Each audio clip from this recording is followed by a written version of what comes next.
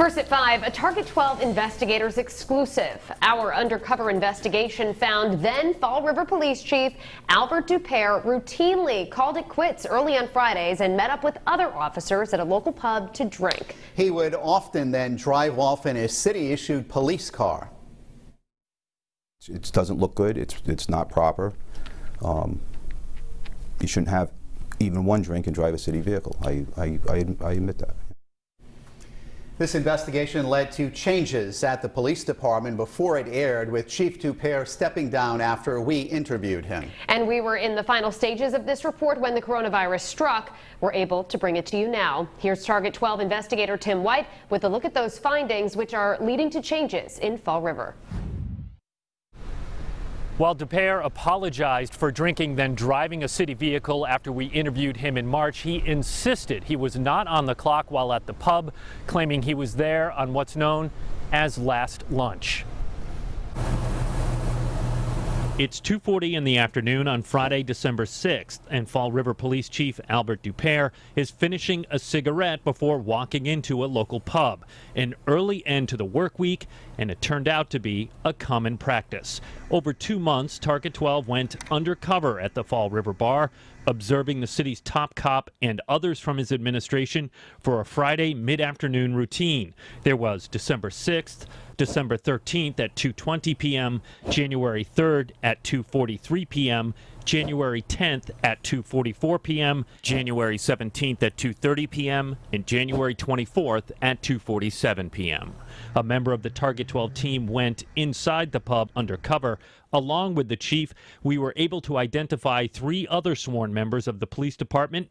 On this day, in under 2 hours, we watched the chief drink 3 beers before we left the bar. Occasionally, Dupere would then go next door to a local cigar shop, then depart in his department-owned, unmarked police SUV. How is that acceptable? It's not, and I realize that now. You know, that is you over there on the left-hand side. We showed Chief Dupere our undercover video. He tells us the crew had been meeting at the pub on occasional Fridays for over 2 years and admits he shouldn't have driven the city vehicle after drinking. Would you come down hard on one of your staff members for doing that? I would not have before because we don't have a policy. Oh, come on, Chief. No, I wouldn't. I would tell him not to do it again, I guess. I guess at that point, I would have had the realization that I've had now that we need to tighten that up, and we can't, it doesn't look good. It's not proper. The chief's contract states his workday ends at 4 p.m., but Dupere insists his Friday afternoon gatherings were not on the clock, saying he and others would slide their lunch to the end of the day so they could check out early. Dupere says while rank-and-file officers get a half hour for lunch, those in the administration, including those in his Friday gatherings, get an hour. They put in extra time throughout the week, and we kind of roll that in to their to the lunch. But a Target 12 request to City Hall to account for the time off came up empty. The missed lunches and comp time was not accounted for, according to a check of the electronic time cards.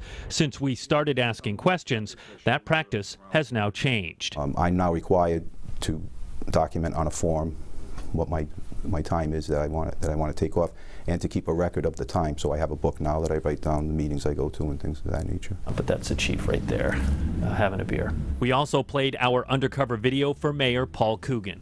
Are you worried about what the message this might send? I'm worried about the message for every city employee. We have to carry ourselves to a higher standard. Dupere was promoted to chief by then-Mayor Jazel Correa in 2017. Correa has since stepped aside after he was indicted on federal corruption charges.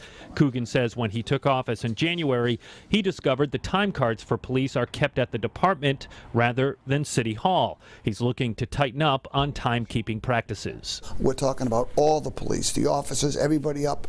That should be kept with human resources up here on the 6th floor. Do you understand why this doesn't sit well with some people?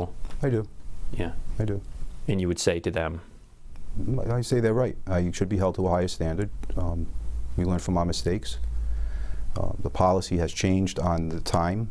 It'll all be documented now. I'm not going to sit here and say I'm never going to take another afternoon off. I probably will, but there'll be documentation now. After we met with the mayor in March, he informed the chief that he was not going to renew his contract, but Dupere was allowed to stay on the job as deputy chief. Last month, Mayor Coogan appointed a new police chief to run the department. With the Target 12 investigators, Tim White, Eyewitness News. Thank you, Tim. And our investigation continues in 1 hour. We uncover someone in the police chief's inner circle crashed a department vehicle on a Friday evening 2 years ago. The accident has led to a lawsuit by someone who was injured. Our Target 12 investigation continues coming up at 6.